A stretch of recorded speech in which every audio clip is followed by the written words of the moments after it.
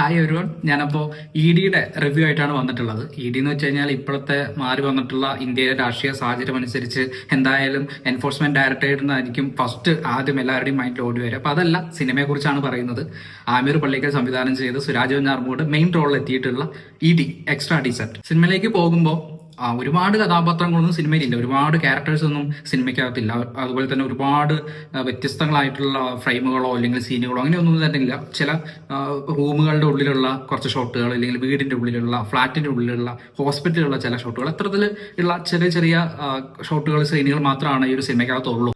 ഇതിലുള്ളത് ഒന്നാമത്തെ ആള് സുരാജാണ്. അതൊരു സുരാജിന്റെ പടമാണ്, അല്ലാതെ മറ്റാർക്കും അവിടെ സ്കോർ ചെയ്യാനായിട്ട് അവസരം കൊടുത്തിട്ടില്ല. അതൊരു സുരാജിന്റെ പടമാണ്. സുരാജിനെങ്ങനെ എന്താ പറയുക, ഡയറക്ടർ അഴിച്ചു വിട്ടിരിക്കുക എന്ന് പറയുന്ന പോലെ ആ ഒരു ടൈപ്പാണ്. ബാക്കിയുള്ള എല്ലാ ക്യാരക്ടേഴ്സിനെയും ഒന്ന് ഡയറക്ടർ പിടിച്ചു വെക്കുന്നുണ്ട്. ബാക്കി പക്ഷെ സുരാജിനെ ഒരു വിടലങ്ങ് വിട്ടിരിക്കുകയാണ്. സുരാജ് സാധാരണയായിട്ട് ഒരു കോമഡി ആക്ടറാണ്, പിന്നെ അത് മാറി സീരിയസ് റോളുകൾ എടുക്കാൻ തുടങ്ങി. പിന്നീട് അതന്നെ ആ ഒരു രീതിയിൽ സീരിയസ് റോളുകൾ തന്നെ എടുത്തുകൊണ്ടിരുന്നു. പക്ഷെ ഇതിലോട്ട് എത്തുമ്പോൾ സുരാജിന്റെ പണ്ട് കണ്ടിട്ടുള്ള സുരാജ് അല്ല ഇതിനകത്ത്. വളരെ ചെറുപ്പക്കാരനായിട്ടുള്ള, വളരെ യങ് ആയിട്ടുള്ള, എന്താ പറയുന്നത്, വളരെ ബ്യൂട്ടിഫുൾ ആയിട്ടുള്ള, സ്ട്രെയിൻ ഷേവ് ഒക്കെ ചെയ്ത് കണ്ണടയൊക്കെ വെച്ച് അങ്ങനെ ഒരു രൂപമാണ്, അങ്ങനെ ഒരു പിക്ചറാണ് കൊടുത്തിട്ടുള്ളത്. പിന്നെ ക്യാരക്ടർ എന്ന് പറയുന്നത് എൻറ്റയർലി ഡിഫറെന്റ് ആണ്. അങ്ങനെ ഫുൾ ടൈം കോമഡി ആയിട്ടുള്ള ആ ഒരു ക്യാരക്ടറും അല്ല, ഫുൾ ടൈം സീരിയസ് ആയിട്ടുള്ള അങ്ങനെ ഒരു ക്യാരക്ടറും അല്ല. ഇത് ഒരു സൈക്കോ തരമൊക്കെ ഉള്ള കുറച്ച് മിക്സ് ആയിട്ടുള്ള വളരെ വ്യത്യസ്തമായിട്ടുള്ള ഒരു ക്യാരക്ടറാണ് സുരാജ് ചെയ്തിട്ടുള്ളത്. പിന്നെ ഇതിനകത്ത് വരുന്നത് വിനയ് പ്രസാദ് വരുന്നുണ്ട്, അതുപോലെ സുധീർ കർമ്മന വരുന്നുണ്ട്.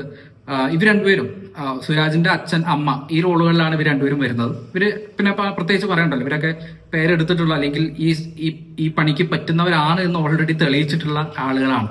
വിനയ് പ്രസാദ് പ്രത്യേകിച്ച് ചില ഭാഗങ്ങളിലൊക്കെ അവരുടെ ഒരു കോൺട്രിബ്യൂഷൻ ഉണ്ട്, സ്വന്തമായിട്ട് ചെയ്യേണ്ട അങ്ങനത്തെ റോളാണ് അവർക്ക് കൊടുത്തിട്ടുണ്ടായിരുന്നത്. അപ്പൊ ആ ഒരു റോളും വളരെ നന്നായി ചെയ്തിട്ടുണ്ട്. പിന്നെ ഗ്രേസ് ആന്റണി സുരാജിന്റെ പെങ്ങളായിട്ട്, അതുപോലെ ശ്യാം മോഹൻ അളിയനായിട്ടും വരുന്നുണ്ട്. ഇവരൊക്കെ ഈ പറയുന്ന പോലെ ചെറുതായിട്ട് ഇങ്ങനെ പിടിച്ചു വെച്ചിട്ടുണ്ട്. അതുകൊണ്ട് തന്നെ ഇവരെവിടെയും ഒരു സീനിൽ ഇങ്ങനെ ഓവറാക്കി ചളവാക്കുന്ന പരിപാടിയൊന്നും നമുക്ക് കാണാൻ കഴിയില്ല. അതുകൊണ്ട് ക്യാരക്ടേഴ്സ് ഇത്രയൊക്കെയാണ് അതിനകത്തുള്ളത്. പിന്നെ വന്നും പോകുന്ന ചില ഡോക്ടേഴ്സ്, ഒരു സെക്യൂരിറ്റിക്കാരൻ, ഇങ്ങനെയൊക്കെയുള്ള ചെറിയ ചെറിയ ക്യാരക്ടേഴ്സ് ആണുള്ളത്. ഇനി ഇതിന്റെ കഥയിലോട്ട് കിടക്കുന്ന സമയത്ത് വളരെ വ്യത്യസ്തമായിട്ടുള്ള ഒരു പ്ലോട്ടാണ് ഇതിനകത്തുള്ളത്.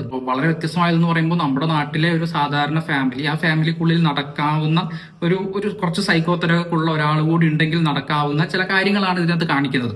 മുഴുവൻ ഡാർക്ക് ഹ്യൂമറാണ്, ഡാർക്ക് കോമഡിയാണ് ഈ ഒരു സിനിമ മുഴുവൻ ഉള്ളത്. അതായത് അത് നേരിട്ട് അനുഭവിക്കുകയാണെങ്കിൽ അത്രത്തോളം വിഷമമായിരിക്കും.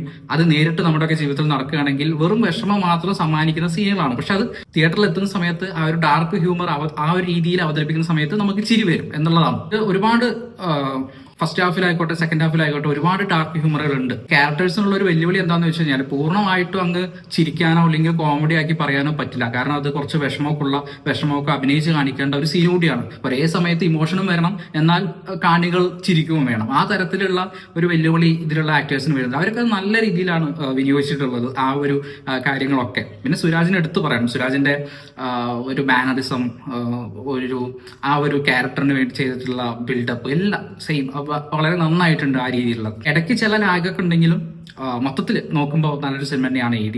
ഇപ്പോഴും ഓടിക്കൊണ്ടിരിക്കുന്നത്, ഇപ്പോഴും തിയേറ്ററിൽ ഉണ്ട് എന്നാണ് ഞാൻ വിശ്വസിക്കുന്നത്. ഒരുപാട് കാര്യങ്ങൾ ചർച്ച ചെയ്യുന്നുണ്ട്. ടോക്സിക് പാരന്റിങ് ആയിക്കോട്ടെ, എങ്ങനെ കുട്ടികളെ വളർത്തരുത് തുടങ്ങി, ആ ഒരു കുട്ടി എങ്ങനെ ബിഹേവ് ചെയ്യരുത് തുടങ്ങി, ഒരു മകൻ എന്ന് പറയുന്ന ആൾ അല്ലെങ്കിൽ ആ സ്ഥാനത്തുള്ള ആളുകൾ എങ്ങനെ ബിഹേവ് ചെയ്യരുത് തുടങ്ങി, അങ്ങനെ ഒരുപാട് കാര്യങ്ങൾ നമുക്ക് ഇതൊന്ന് വേണമെന്നുണ്ടെങ്കിൽ ചിന്തിച്ചെടുക്കാം.